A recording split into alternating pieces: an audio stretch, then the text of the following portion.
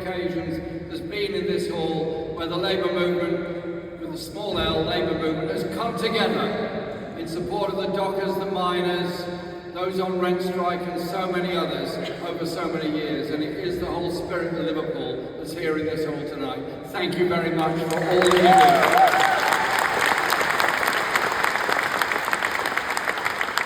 Just to prove that Audrey White is not without influence, I've got the manifesto here, Audrey, all right.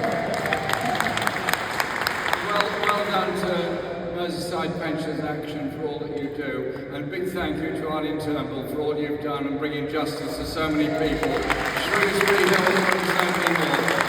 It's fantastic to see you here. And the first time I came to speak in this hall was when Tony Benn and Eric Heffer were challenging Neil Kinnock and Roy Hattersley for the leadership of the Labour Party. Sadly, it was not a successful challenge, but God, what a campaign we had.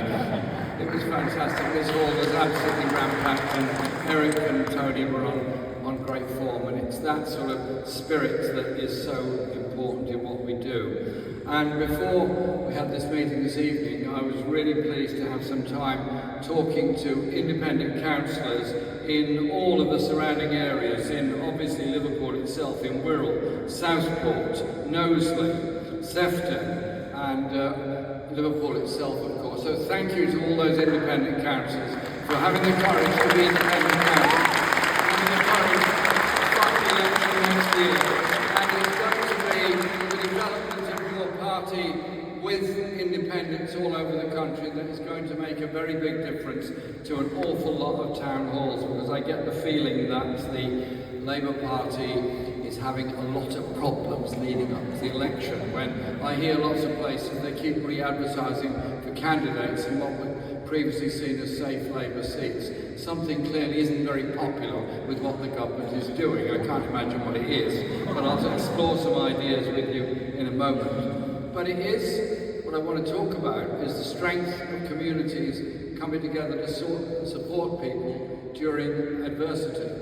And so when, for example, the Liverpool dockers strike took place, there was huge support for it. There was support for it everywhere. And it was that sense of coming together that made a very big difference, and made a very big difference, not just to that dispute, but to the politics of the city, and indeed the politics of the whole country. There's something about Liverpool that does bring people together for good social causes, for good social justice, and in total opposition to racism in any form. So make sure you totally defeat reform next year in every one of the elections.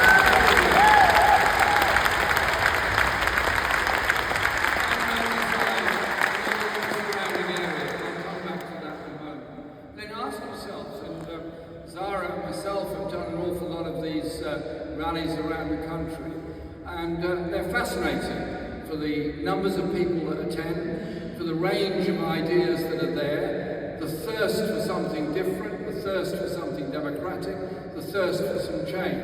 And I ask myself, what brings people together? It's a disgust that in the fifth richest country in the world there is so much poverty, so many children living in poverty, 1 million people using food banks regularly in order to try and survive. Homeless people begging outside stations all over the country, just trying to get enough money together to pay for one night in a shelter. In this country, the fifth richest in the world, that should simply not be happening. Can't we quite simply say,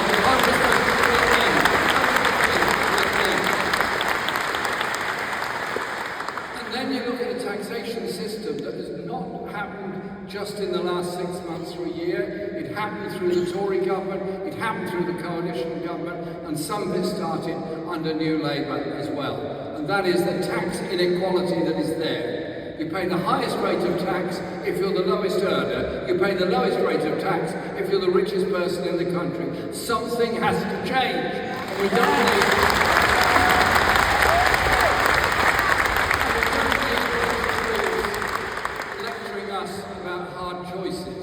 I can see some people in this hall that would be old enough to remember the late great Joan Maynard, who was one of the Sheffield MPs. And the first day I was elected to Parliament, she sat sat me down, poured a cup of tea, and said, "Jeremy, listen to this." "Yes, Joe, of course," because she was a bit like that. You didn't argue with Joe. She was like a left-wing version of Bessie Braddock. You didn't argue with her. And so she said, "Jeremy, when a minister gets up at the dispatch box and say there's going to be some hard choices and hard decisions made by the government, that means the working class are losing out. That's what they mean by hard decisions. The easy decisions are when they make it easy for the well-being within our society."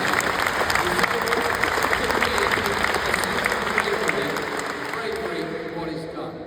And when I was in Parliament not so long ago, Zara was there as well, I thought I was hearing things when I heard the Secretary of State for Work and Pensions saying that there had to be savings made on the DWP budget because of the needs of the security of the country to increase defence expenditure.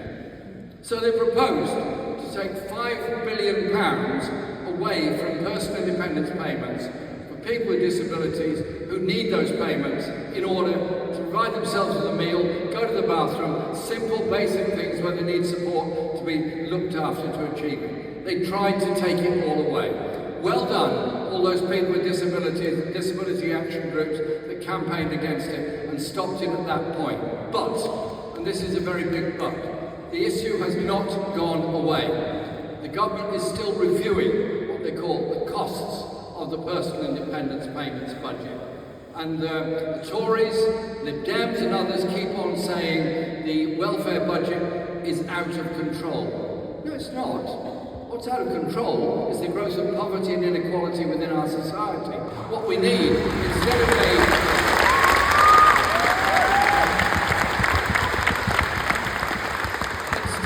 civil service-led review into the costs of disability and the costs of disability benefits, what I would rather see is a commission made up entirely of people with disabilities and entirely representing those organisations.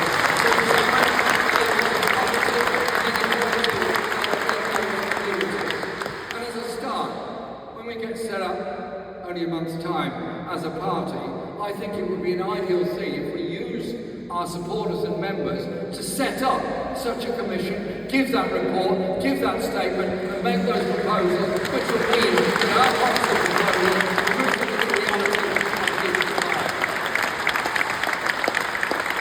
Now, Lucy, Zara, and others have all mentioned the issues facing the National Health Service.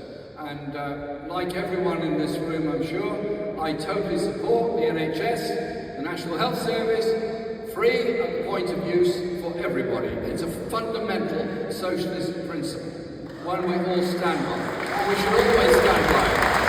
The same applies to quality education and other issues. But the NHS has always been in the crosshairs of the most greedy in our society, who want to either take over the running of it, take over supplies to it, take over contracts to it, or run parts of it. And the Health and Social Care Act that went through with the coalition government was there in order to atomise and send out to contract an awful lot of other services. The previous government, the new Labour government led by Blair, brought in private finance initiative to pay for the building of new hospitals, and it all sounded great. You borrow the money, you build a new hospital, and somehow or other, miraculously, it doesn't cost you anything. Except it costs you the stupidity of buying something on a credit card. And 15% of all hospital expenditure in this country goes on still paying interest on private finance initiative contracts within the NHS. Think what every hospital could do with another 15% money to be spent on patient care rather than feeding the banks and insurance companies that have made so much out of it.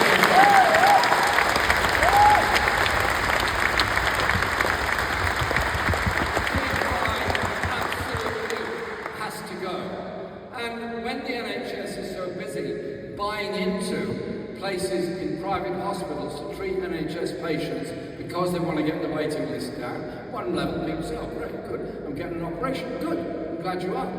But if the NHS does not have the capacity to treat the patients it's got, there is a private sector that does have the capacity, something tells me that in a democratic society, you would simply take over that private sector and put it in the NHS.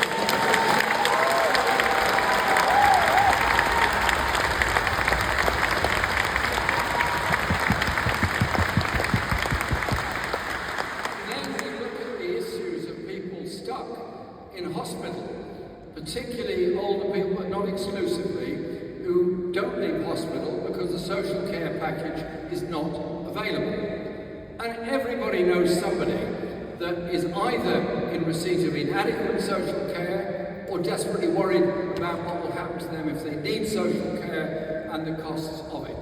The government keeps saying it's too expensive to bring in a new social care system. And so the first thing this government did was kick the can down the road for yet another 5 years. That's 15 years of kicking the can down the road on reforming social care. Yes, it would cost to bring in a comprehensive social care system of the type that I would like, which would be comprehensive social care for all those who need it, which would be paid for, like the NHS, through general taxation, i.e. the right to access social care. When I say it's very expensive, I agree. Who bears the cost at the moment? Partly local government, when they can afford it, and it's usually the biggest bill for every local authority. To some extent the NHS, but to a massive extent, it's the poorest families all over the country, where somebody, nearly always a woman, has to give up work, give up job, give up career in order to care for somebody in desperate need. I say, as a community, as a nation, we should be paying for social care, not thrust the bill a bit on the people that can least afford it.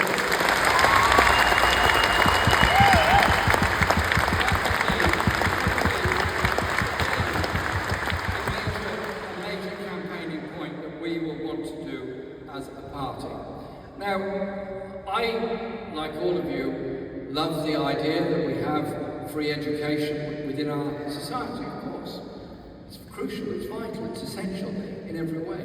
But it's being eaten away at both ends of the scale. Preschool education is largely not free.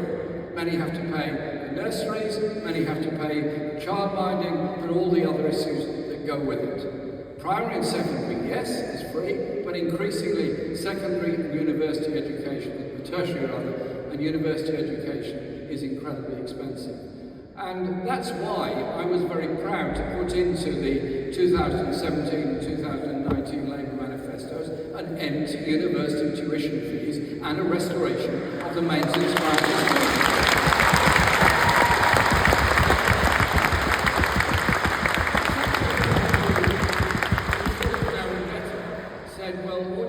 Subsidising middle-class students going to university. I said, you obviously haven't read the manifesto or read what the proposals are. I want every student to be able to make a genuine choice whether to apply for uni, go to uni, get a degree or not, but not based on their ability to pay, not based on their ability to stand with a £70,000 or £80,000 debt when they come out of university. And it's not as if it's a gift to them. If somebody studies at university and they become a great engineer, they become a great teacher, they become a great administrator, they become a great doctor, whatever, we all benefit from an educated society.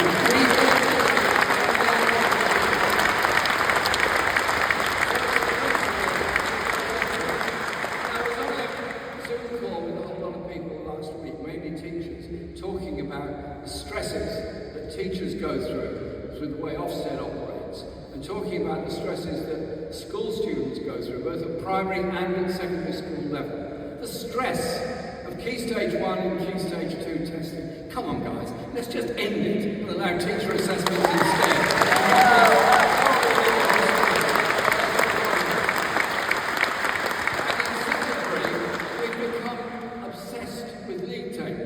I love the Premier League table, I love it all the time, particularly this week. It looks fantastic for an Arsenal supporter. Sorry about that.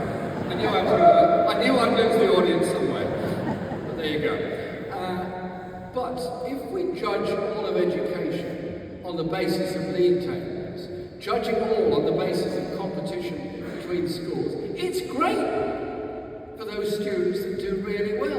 It's really great for them. But what we're doing is dismissing the life chances and opportunities for so many 13, 14 and 15-year-olds by putting them into a stream situation, by not allowing them to apply to all the GCSEs they might want to.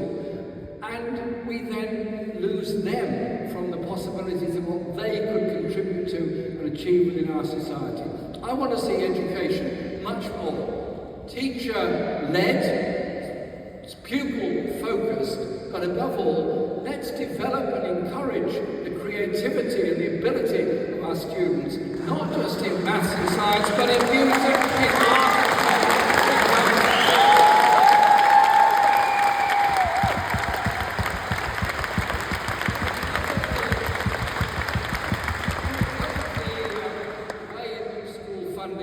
Is so badly run at the present time. Schools often don't have the after-school clubs and facilities they used to have. And you all know that key period when teenagers come out of school, probably before the parents, guardians, the rest of the family have come home. That hour, hour and a half when they come out of school can be a great time, it can be a wonderful time, it can be a creative time. But where I represent, where many of you live or come from, you all know what the dangers are of kids getting into bad things, bad company, drugs or whatever else because of the temptations that are there. We need positive, useful things for young people to be able to do when they come out of school, not just be forgotten or thrown into only.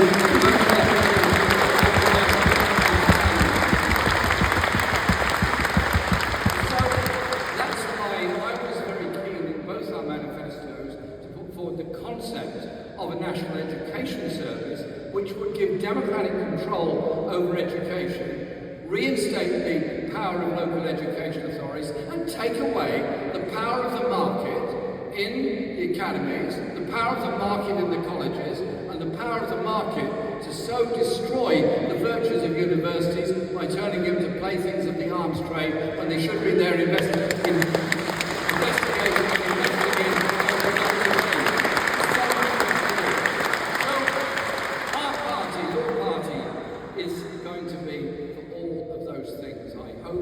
And also, I hope we will understand that there are limits to what humans can do to this planet. We cannot go on pouring pollutants into the sky, increasing levels of CO2, destroying biodiversity without there being a price that we all have to pay. Therefore, instead of walking away from the environmental agenda, I want us to walk towards that environmental agenda.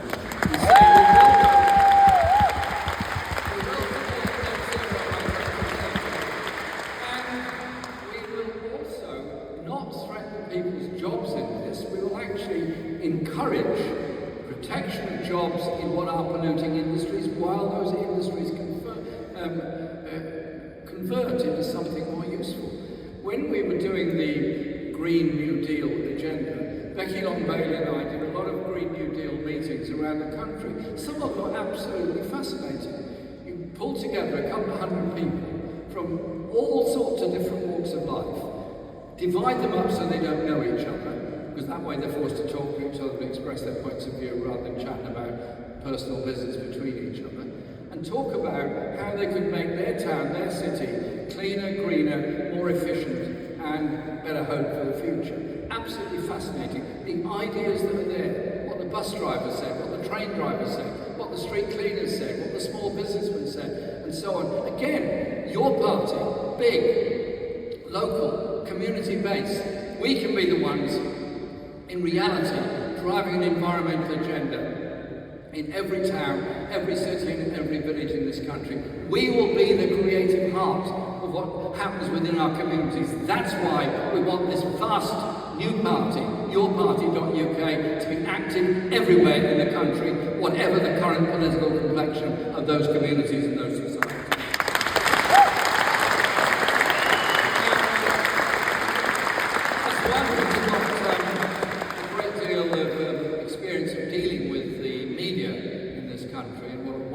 Wonderful media industry we have in this country. It's just sometimes they don't always look for the right right story. And I'm sure it's just a lack of diligence in some way. But it always seems to me slightly surprising that every single utterance, every single movement, every single cough taken by Nigel Farage requires to be reported in real time on every one of our live television broadcasts. The wall-to-wall coverage of the negativity of Reform UK, the sheer stupidity of some of the things they say, the deep ignorance that they demonstrate towards so many communities is never ever challenged by our media. But anyone on the left, oh God, it's very different then, isn't it? Always attacking trade union leaders, always attacking politicians of the left, always attacking those on strike without ever giving the other side of the story. So, what I want to see is a more democratic media, a more accessible media, and a right of reply in every one of our media platforms when attacks are made on individuals.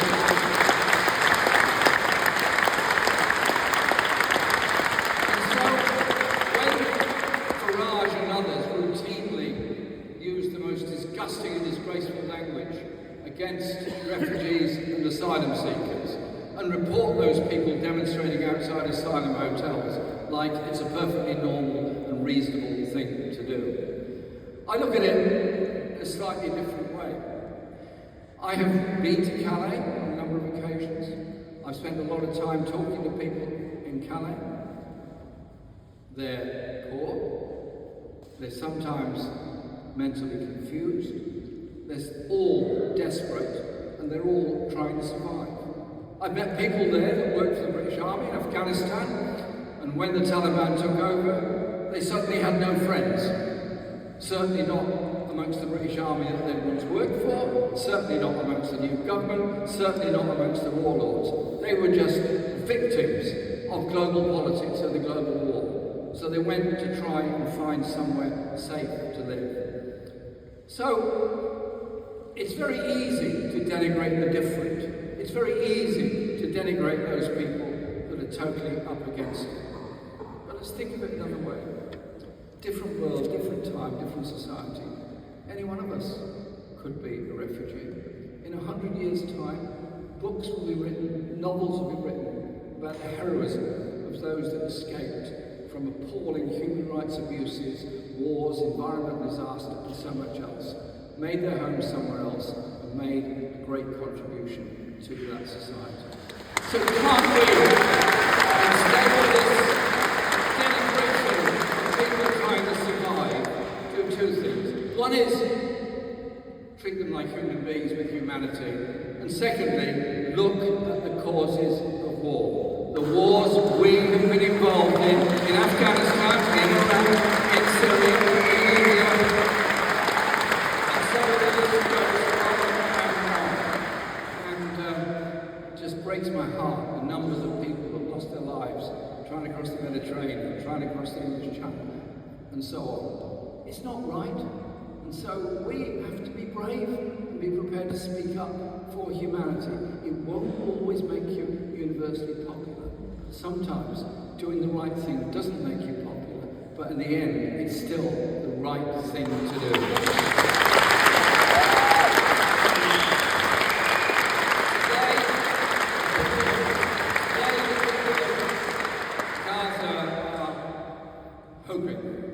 Desperately hoping, I've just had messages from people there, desperately hoping that there's going to be some kind of ceasefire, and at least that will mean the killing will temporarily stop. But Zara is quite right what she said, that the British sale of arms to Israel, the component parts for the F-35 jets, the constant use of RAF Akrotiri and RAF Dekalia to deliver weapons to Israel, the sharing of security information with Israel, the training of Israeli forces in Britain have all contributed to the acts of genocide. I was at the International Court of Justice to hear the application from South Africa, and last week I was in South Africa to support their application and their legal actions and compare the experience of them going through apartheid with what the Palestinian people are now going through. And it was a fascinating experience and wonderful people. They've done so much in support of the people of Palestine. But the Trump plan, it ain't a plan for peace, that's for sure. It's 20 points, though I'm not totally convinced that the esteemed President of the United States read beyond point 10. He may have, his eyes may have wandered down the page to 17 or 18, who knows.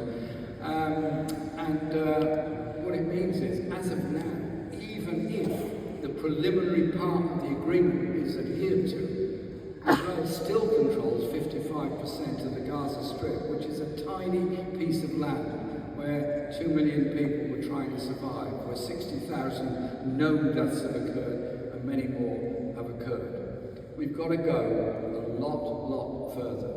And it's not up to Donald Trump and others to sit around in the White House and decide what the future of Palestine is.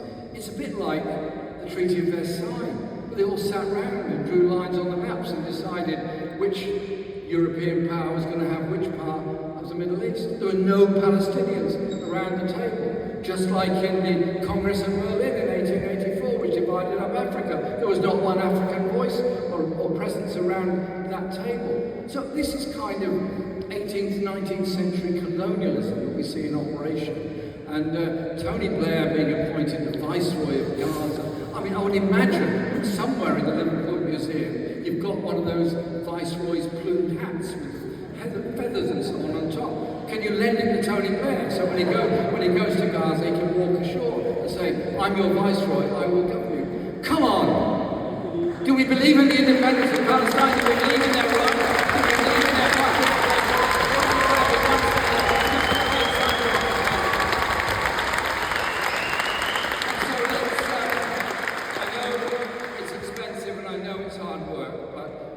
Whatever you can, try and get to a demonstration in London on Saturday the 11th. We want to make it the biggest ever march for Palestine this country has ever seen. And there are so many other issues of international importance that relate to so much of what we do.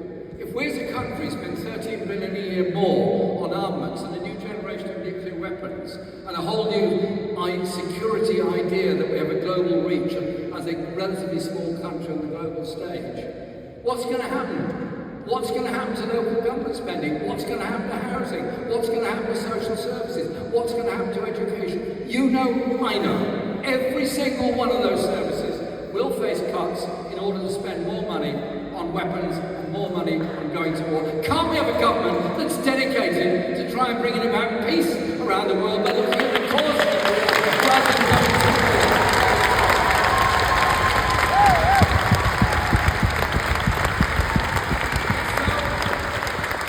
So, we as a party have been founded, and it's going to be given the seal of approval, I hope, by the people of Liverpool at the end of November when we have the founding conference here, is to end the triopoly of economic thinking, of social thinking, of global thinking by the current Labour government, by the Liberal Democrats and the Conservatives. We will be that alternative voice. We can bring unity to communities. We can make our party part and parcel of the very fabric of every community in the country.